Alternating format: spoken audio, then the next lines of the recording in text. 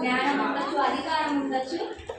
So అది ఏది మనకి శాశ్వతం కాదు. మనం ఇక్కడ లోకంలో ఉన్నంత వాటికే మనకి అవి పనికొస్తాయేమో, కానీ మనం పరలోక వెళ్ళాలంటే, పరలోక రాజ్యంలోకి ప్రవేశించాలంటే మనకు కావాల్సింది ఆ రక్షణ మాత్రమే. ఆ రక్షణ ఉంటేనే మనము పరలోక రాజ్యానికి చేరగలం. ఈ లోకం మట్టుకే చూసుకుంటే మనము మన ప్రయాసం వ్యర్థమవుతుంది. మనం బతికినంత కాలం మనకి ఈ అవసరమే కాదనట్లేదు, కానీ ఈ మెయిన్ కాదు. మెయిన్ ఏంటంటే మనకు కావాల్సింది రక్షణ. ఆ రక్షణ పొందుకుంటే తప్ప మనం పరలోక రాజ్యంలో చేరలేము అనేది ఈ స్పీకర్. సో అందరూ శ్రద్ధగా వినండి.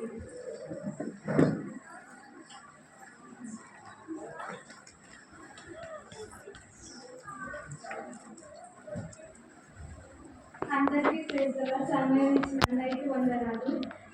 నేను ఇండియాలోని పెద్ద బిజినెస్ మ్యాన్ని. నా దగ్గర చాలా డబ్బులు ఉన్నది. నేను ఏమైనా చేయగలను. నా కోసం చాలామంది వెయిట్ చేస్తారు.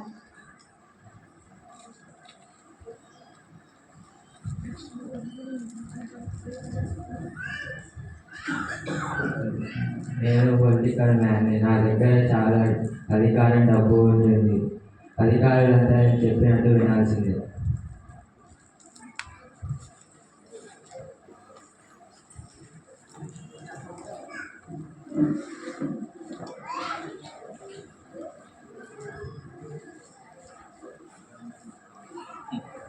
నేను ఒక కంపెనీకి సీఈఓని. స్టేట్లో అందరికీ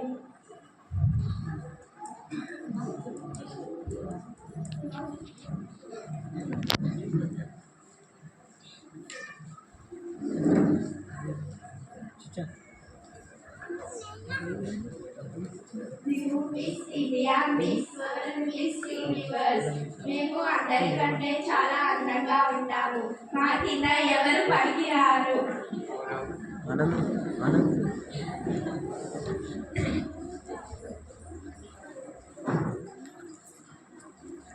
నేను ఐఏఎస్ ఆఫీసర్ని. ఈ స్టేట్లో నేను చెప్పిందే జరుగుతుంది. ఈ స్టేట్లో నాకు చాలా అధికారం ఉంది.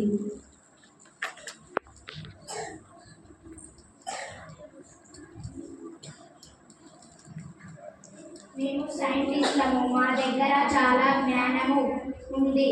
ఈ ప్రపంచంలోని అన్ని ఋతువులకు మెడిసిన్ కనిపెట్టాము.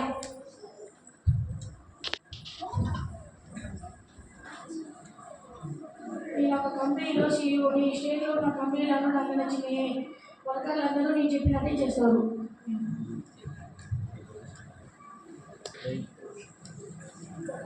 నా షేర్లను వండీకరా.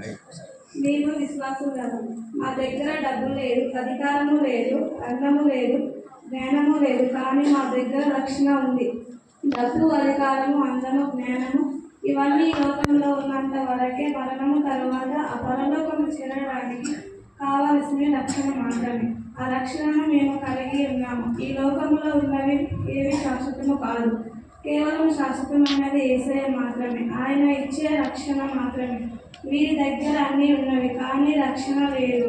మనల్ని ఇవే కాపాడలేదు, కానీ మనల్ని కాపాడగలిగినది రక్షణ మాత్రమే. ఆమేన్.